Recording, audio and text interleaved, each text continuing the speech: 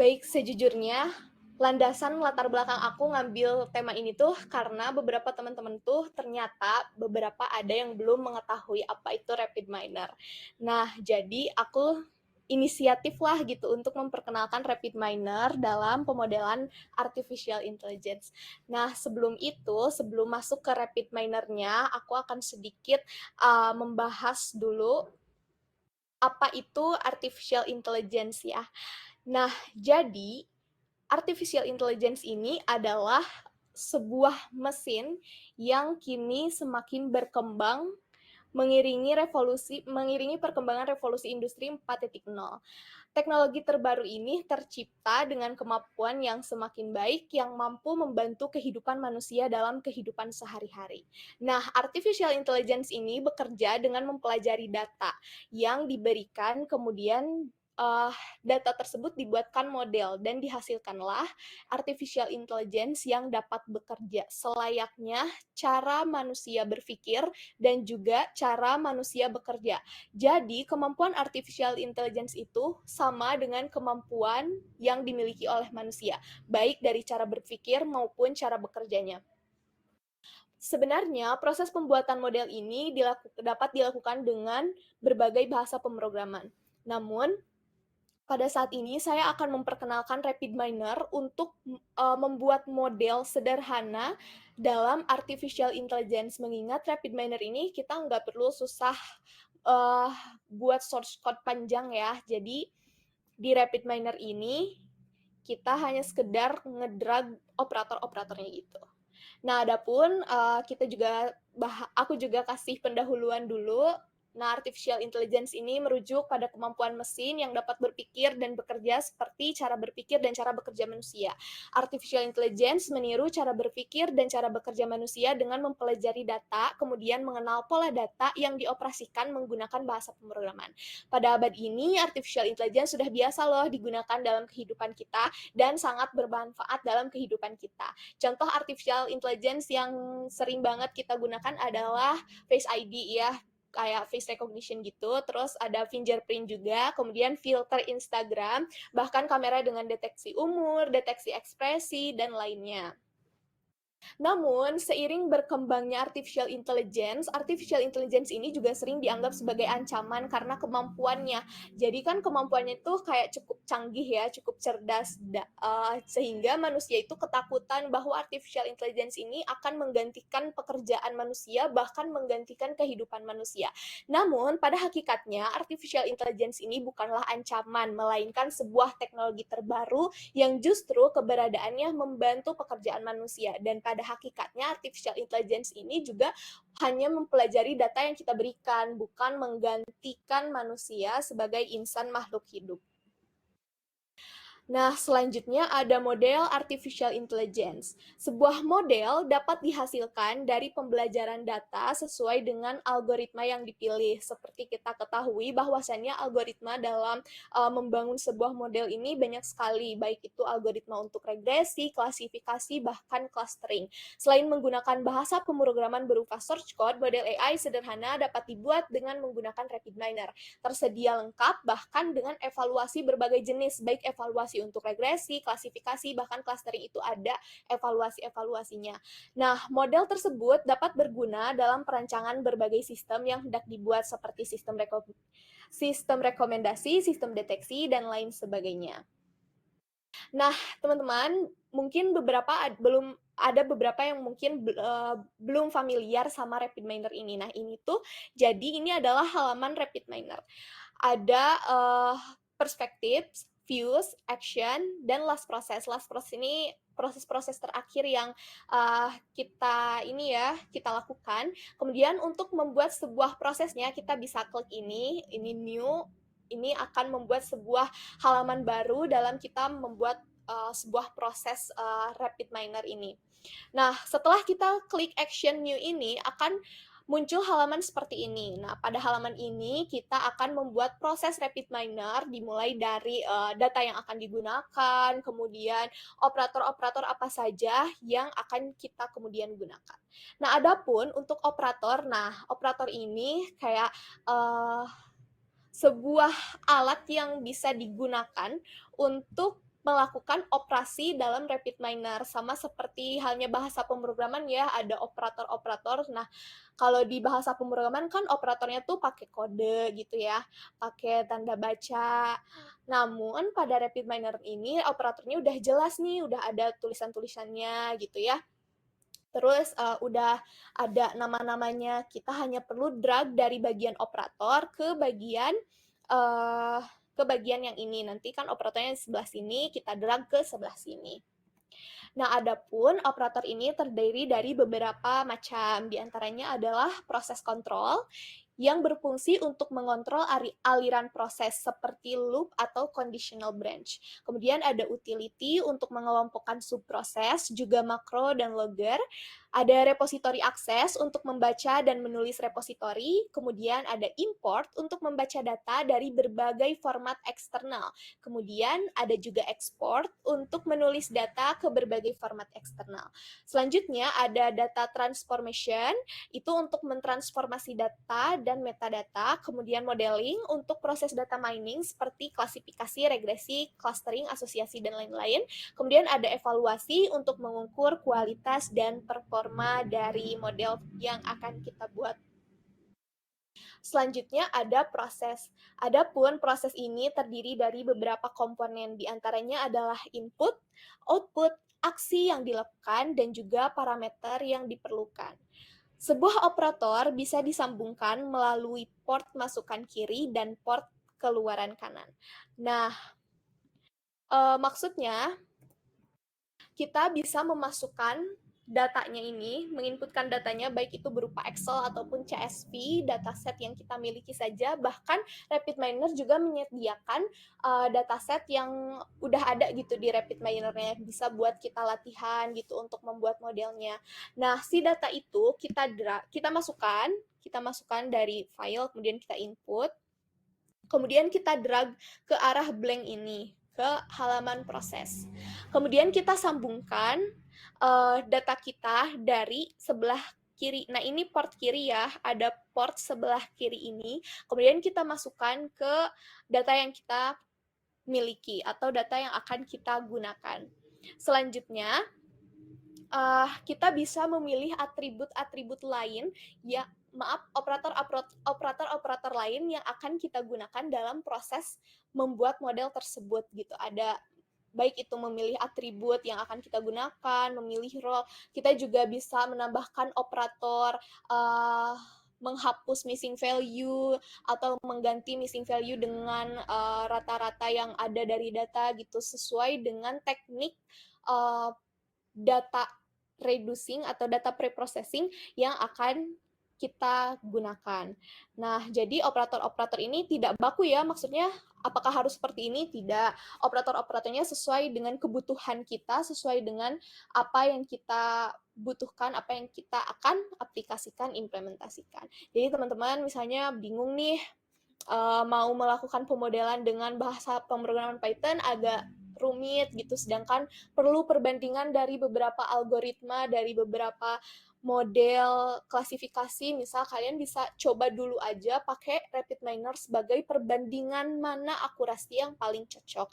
Nah, untuk penggunaannya memang tidak perlu template seperti ini. Kalau misalnya ada operator-operator yang diperlukan, yang harus sesuai, bisa dicari pada bagian operator yang tersedia di RapidMiner tersebut.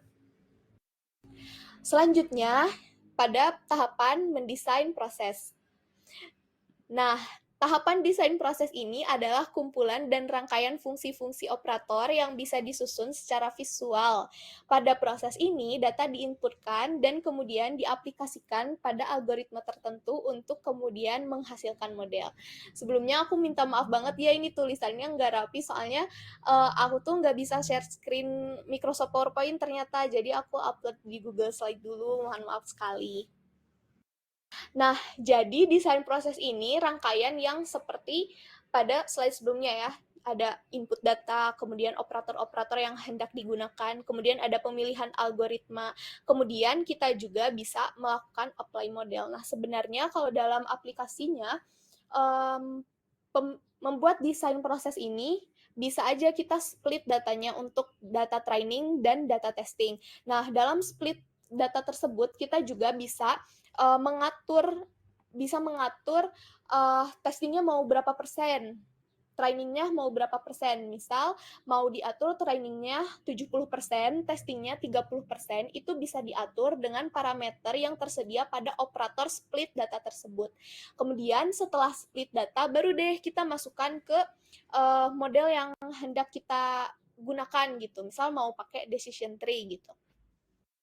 Nah, dengan model decision tree kita bisa dengan model decision tree dan split data 70 dan 30 ini kita bisa menghasilkan hasil apply model yang seperti apa itu kita bisa lihat. Bahkan kita juga bisa melihat hasil evaluasinya. Nilai akurasinya, atau mungkin kalau clustering nilai DBI-nya berapa. Nah, selanjutnya setelah mendesain proses, nih kita sudah desain nih, misal desainnya seperti ini. Ada membaca Excel, kemudian memilih atribut yang kita gunakan, kemudian memilih role datanya, kemudian memilih algoritmanya, dan hingga apply model yang akan kita gunakan, kita bisa menjalankan proses. Adapun proses tersebut dapat dijalankan dengan menekan tombol play yang ini, atau memilih menu proses kemudian run dan menekan kunci F11. Nah, untuk memulai prosesnya, jadi tinggal diklik ini aja, maka proses dari desain proses yang udah kita buat tuh bisa langsung muncul. Nah, ini contoh hasil dari evaluasi model yang udah dibangun tadi. Nah, selain kita melihat akurasinya, kita juga bisa melihat modelnya, model decision tree yang dihasilkan. Ada modelnya, dimulai dengan berbagai hasil keputusannya. Kemudian kita juga bisa melihat hasil akurasinya di sebelah sini.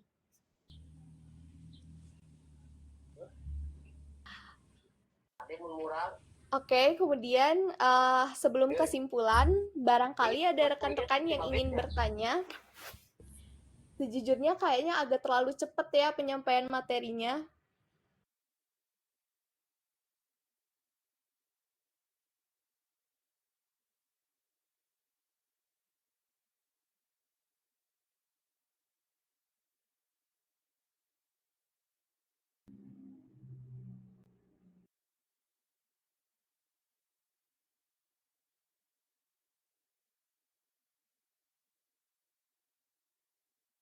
Sebenarnya aku tuh pengen nyobain buka RapidMiner-nya, tapi nggak bisa share screen. Nggak bisa share screen RapidMiner-nya. Jadi bisa share screen-nya yang ada di Chrome-nya aja. Padahal mungkin bisa lebih mudah dipahami kalau misalnya aku langsung aplikasikan di RapidMiner-nya, tapi ternyata nggak bisa.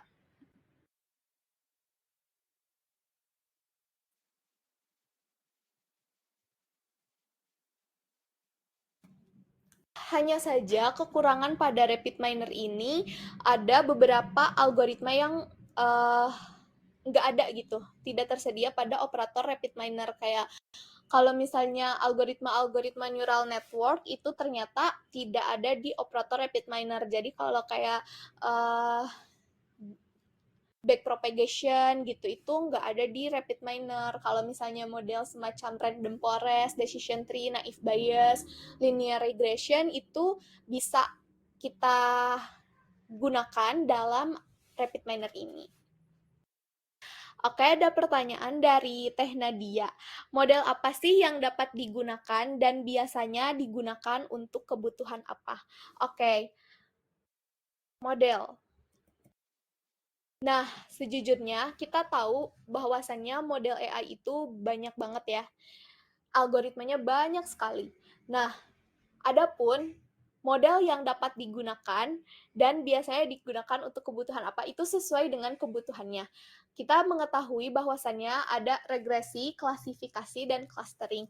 Nah, setiap kebutuhan-kebutuhan tersebut memiliki algoritma-algoritma yang sesuai untuk menyelesaikan permasalahan tersebut. Misal, untuk permasalahan klasifikasi. Contohnya, permasalahannya itu akan mengklasifikasikan hama gitu, jenis-jenis hama. Klasifikasi hama padi, hama tomat, dan juga hama tumbuhan jagung. Nah, dalam klasifikasi hama tersebut, kita bisa menggunakan algoritma dari klasifikasi. Contohnya adalah decision tree, kemudian random forest. Tapi kalau misalnya kita mau mengclustering, nah kalau clustering berarti algoritmanya juga beda. Misalnya kita akan mencari berapa klaster terbaik di antara provinsi-provinsi yang ada di Indonesia berdasarkan banyak penduduk misal.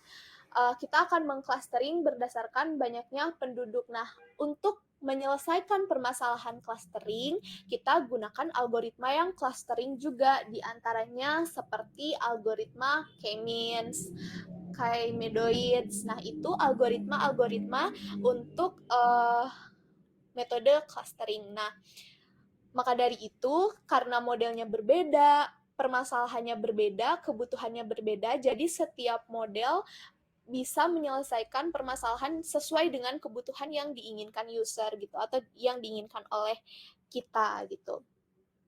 Teman-teman, kalau misalnya mau menyelesaikan permasalahan clustering, tidak bisa menggunakan algoritma klasifikasi karena itu tidak cocok dan hanya akan memperumit masalah yang dimiliki. Jadi sebelum kita menentukan model, kita harus ketahui dan elaborasi identifikasi masalah dan kebutuhan apa sih sebenarnya yang kita butuhkan gitu. Misal kalau permasalahannya clustering, ya pastinya harus menggunakan algoritmanya clustering, evaluasinya juga dengan yang clustering. Kalau misalnya evaluasinya menggunakan akurasi klasifikasi, itu juga tidak bisa karena antara evaluasi klasifikasi dan antara evaluasi clustering juga berbeda, memiliki padanan-padanan tertentu. Pada dasarnya, pemodelan artificial intelligence juga harus memenuhi tata tertib deh gitu ya, kita bisa aturan-aturannya gitu, punya aturan-aturannya tersendiri. Jadi tidak bisa kita seenaknya menentukan model, seenaknya menentukan algoritma. Jadi kayak, permasalahannya ini, algoritmanya apa aja gitu. Nah, nggak bisa gitu. Atau kadang kita juga hanya fokus pada nilai akurasi tertinggi. Model mah nggak penting, mungkin ya beberapa ada orang beranggapan kayak gitu. Pakai algoritma apa aja deh gitu, juga usahlah pentingin dari permasalahan klasifikasi dan lainnya. Yang pasti akurasinya harus 100% gitu. Ada beberapa yang mungkin beranggapan seperti itu, tapi itu juga kurang tepat karena hasil akurasi terbaik tidak selamanya mengenai 100%, tapi kesesuaian antara algoritma dan permasalahan serta kebutuhan juga mempengaruhi. Oke, selanjutnya bagaimana Teh Nadia? Apakah ada tanggapan? Boleh di-reply chat ya. Selanjutnya ke pertanyaan Teh Febri Anggraini. Bukankah kemudahan akses pada AI bisa menjadi ancaman untuk sebagian pekerjaan? Bagaimana menurut aku? Oke. Nah, barusan kita bahas, sebenarnya memang aku juga kasih tagline artificial intelligence ancaman kah gitu. Karena memang stigma-stigma masyarakat juga menganggap bahwa artificial intelligence ini sebagai ancaman, sebagai sebuah mimpi buruk yang dianggap mampu mengurangi kesejahteraan manusia, mengurangi pekerjaan-pekerjaan manusia, mengurangi lapangan pekerjaan sehingga manusia tidak bekerja tapi robot bekerja. Nah, stigma tersebut menciptakan sebuah ketakutan yang menganggap bahwa teknologi terbaru ini adalah ancaman. Sedangkan artificial intelligence ini bukanlah sebuah ancaman dalam kehidupan manusia, melainkan sebuah teknologi yang dapat membantu kehidupan kita. Mungkin karena banyaknya mungkin film-film ya, banyak banget film-film yang kayak robot tuh bisa berperang gitu ya sama manusia, bisa menghancurkan kehidupan manusia gitu. Nah, namun pada hakikatnya kehidupan kita tidak bisa digantikan oleh robot. Menurut aku ya, kehidupan manusia tidak bisa digantikan oleh robot atau digantikan oleh sebuah teknologi. Seakan manusia ini akan punah, akan hancur, akan sengsara, dijajah oleh hasil karya manusia itu sendiri, hasil teknologi manusia sendiri. Menurut aku, banyak sekali kemampuan manusia yang tidak dapat uh, dilakukan oleh mesin, seperti kemampuan manusia untuk bersosialisasi, kemampuan manusia untuk bisa berempati. Pada dasarnya, kehidupan kita, berbagai penyelesaian masalahnya itu pasti ada sosiologinya. Kita harus bersosialisasi dalam menyelesaikan masalah, baik untuk bertahan hidup ataupun untuk menguasai sesuatu. Untuk menguasai sesuatu. Nah, teman-teman kalau misalnya mau makan, pasti kita membutuhkan orang lain. Tapi dengan adanya artificial intelligence ternyata bisa nggak kita tuh menghilangkan si pasar itu, bisa nggak si manusia itu si robot itu menghilangkan peran manusia untuk menciptakan ide, menciptakan sebuah inovasi, menciptakan sebuah kreativitas dalam mengolah produk. Itu belum tentu. Karena mesin artificial intelligence ini hanya mempelajari data yang dimasukkan oleh manusia, data yang diinputkan oleh manusia. Dia tidak bisa menciptakan data itu sendiri. Si mesin ini hanya mempelajari dan memprediksi data-data yang kemungkinan itu bisa terjadi. Bahkan itu belum mungkin terjadi, tapi si mesin ini hanya mempelajari polanya, mempelajari data-datanya, kemudian dia bisa memprediksi sesuatu. Nah, menurut aku, kemampuan kayak menciptakan ide, menginputkan data itu tidak bisa dilakukan oleh robot, karena robot sejujurnya hanya meniru pekerjaan manusia, meniru cara berpikir manusia. Kayak gitu sih, Kak. Kalau menurut aku ya, jadi kalau dianggap ancaman sih nggak terlalu ancaman ya, karena artificial intelligence sendiri membantu pekerjaan manusia, baik dalam pengamanan gitu ya. Kalau ngebayanginnya tuh, aku ngebayanginnya kayak kita mengamankan sesuatu jadi lebih aman karena adanya Face ID gitu, fingerprint gitu. Kalau misalnya menganggapnya dengan artificial intelligence ini akan mengganti kehidupan manusia dengan kehidupan robot, itu menurut aku terlalu jauh bayangannya, karena beberapa teknologi yang diciptakan saat ini sekedar memberikan virtual reality, terus mempermudah pekerjaan manusia dari jarak jauh gitu, sehingga pekerjaan manusia juga sedikit terminimalisir dengan adanya artificial intelligence gitu, Kak Febri. Kalau misalnya ada sanggahan atau kalimat aku yang kurang tepat, boleh dilengkapi ya sebagai sesi diskusi pada siang ini. Oke, selanjutnya ada dari Kak Renaldi. Apa saja tips dan trik untuk pemula yang baru terjun belajar AI dan rapid learner? Nah, kalau tips dan trik untuk pemula yang baru terjun tuh menurut aku, kita harus ketahui uh, algoritma-algoritma apa yang cocok untuk permasalahan apa. Kayak yang tadi aku sampaikan ke Teh Nadia ya. Jadi sebelum kita terjun ke pemrograman, kayaknya kita tuh harus bisa memiliki kemampuan analisa dulu untuk menyelesaikan sebuah permasalahan.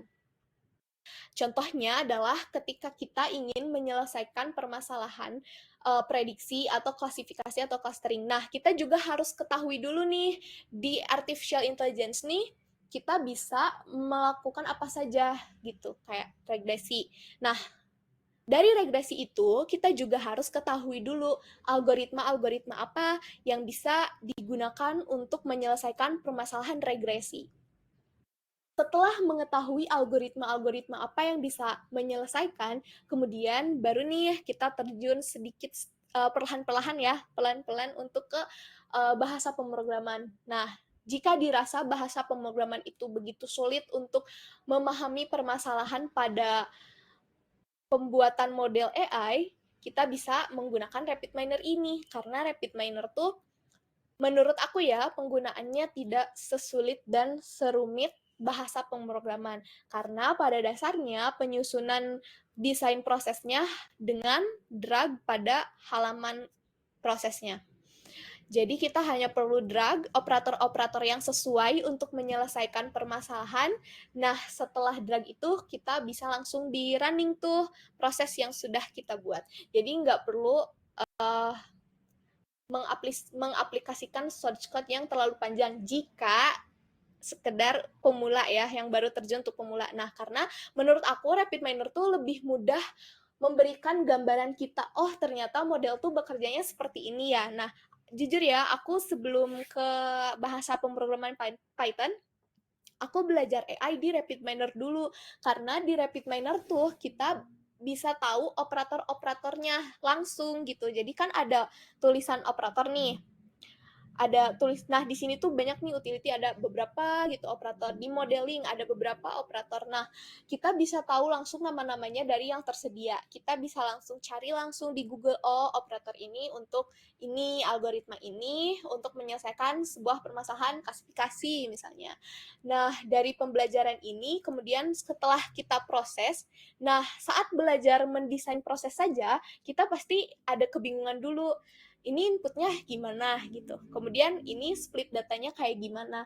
Nah, aku mengetahui alur kerja artificial intelligence secara lengkap sejujurnya pada awalnya menggunakan RapidMiner karena lebih mudah untuk dipahami oleh aku.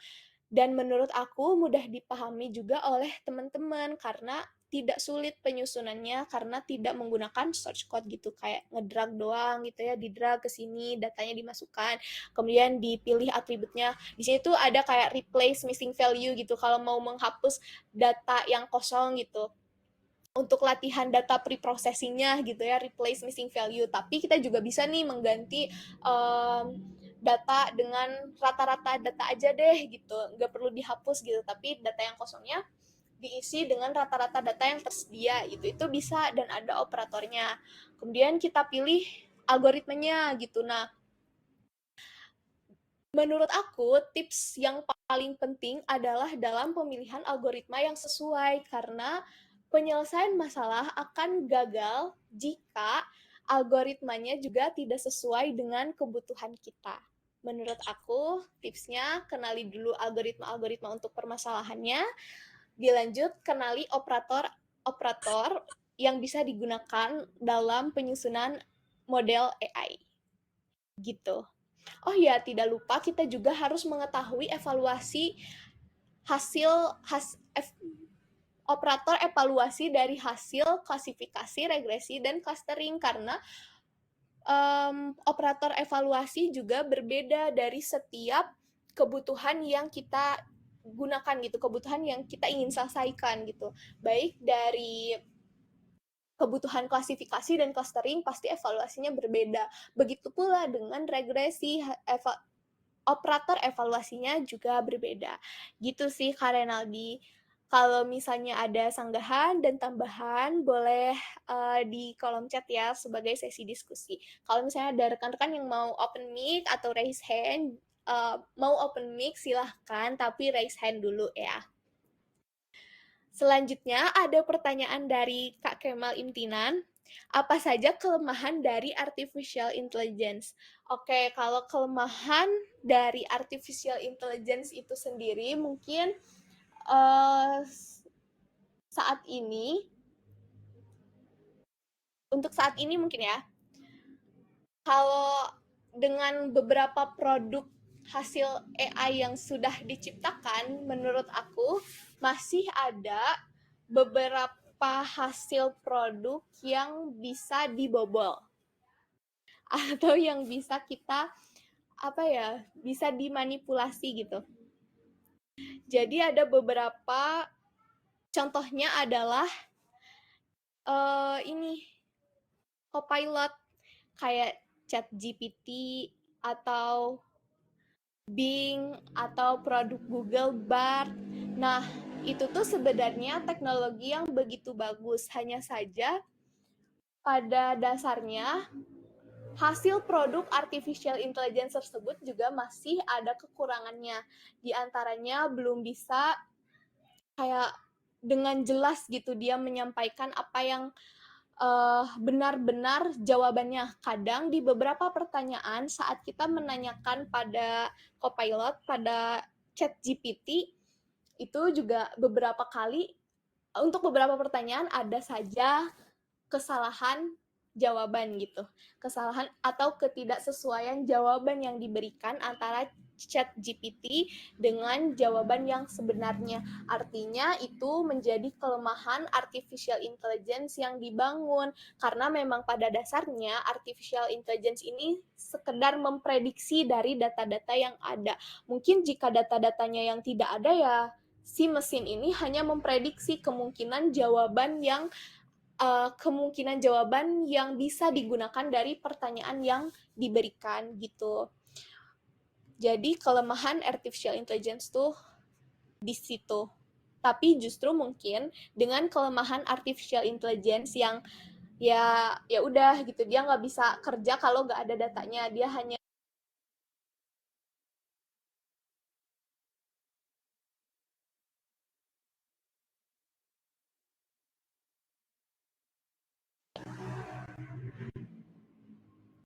yang menjadikan AI ini bukan ancaman gitu.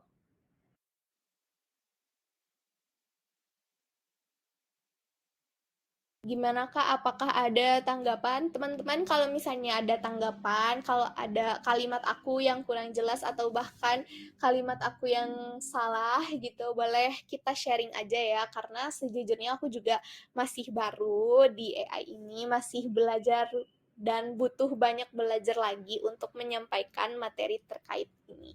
Aku hanya menyampaikan sedikit yang mungkin aku ketahui uh, dari banyaknya ilmu yang teman-teman miliki gitu. Silahkan teman-teman, apakah ada yang ingin ditanyakan lagi?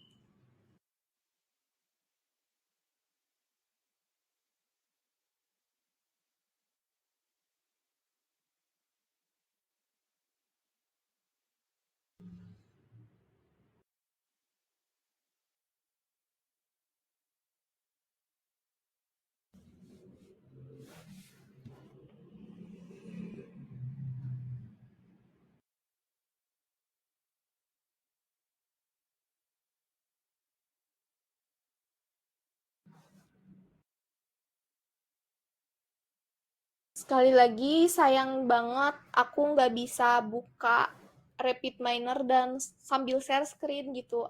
Aku nggak tahu laptop aku yang error atau gimana, tapi aku nggak bisa share screen si Rapid Minernya gitu, error terus.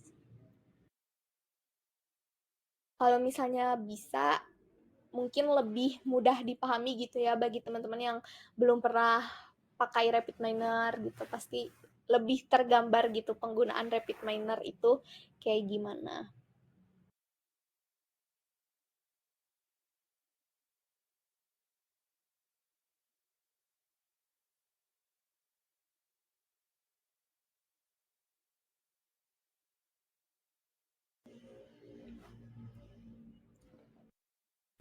Baik teman-teman, sebelum diakhiri apakah ada yang ingin ditanyakan terlebih dulu?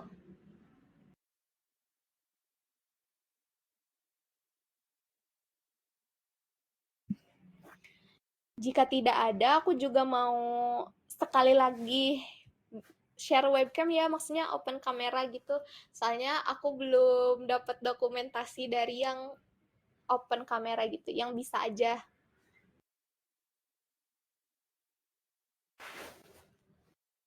Kalau misalnya bisa open kamera, minta untuk open kameranya ya. Aku tunggu 2 menit untuk dokumentasi.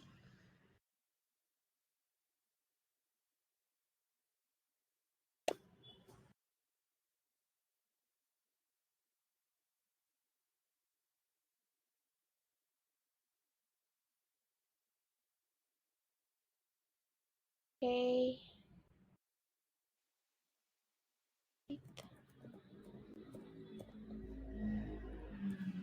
Ada lagi yang bisa open kamera, aku tunggu ya. Terima kasih.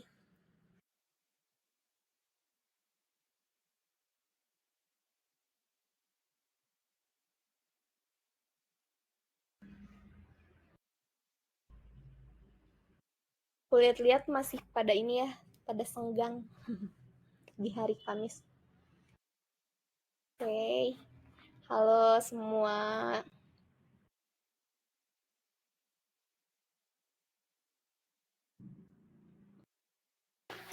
Oke, aku mulai capture aja ya. Oke. Aku capture. 1, 2, 3. Oke, terima kasih. Boleh off kamera lagi. Baik, teman-teman, terima kasih telah menyimak webinar aku pada hari ini. Terima kasih juga kepada rekan-rekan atas antusiasnya untuk bertanya, untuk mendengarkan, untuk merespon, untuk open kamera. Semoga kita selalu bisa mengerjakan studi independen dengan baik. Semoga kita juga bisa berkuliah dengan baik, mendapatkan hasil yang sesuai dengan mimpi kita, sesuai dengan apa yang kita harapkan. Aku juga meminta maaf apabila ada ketidaksesuaian materi yang aku sampaikan, atau ada kesalahan dari ucapan aku, kesalahan kalimat yang aku susun, dan ketidaktepatan kalimat yang aku gunakan. Aku meminta maaf sekali. Sekian yang dapat aku sampaikan pada webinar kali ini. Sampai jumpa di webinar selanjutnya. Aku tutup. Selamat siang. Wassalamualaikum warahmatullahi wabarakatuh. Selamat menjalankan aktivitas selanjutnya. Terima kasih.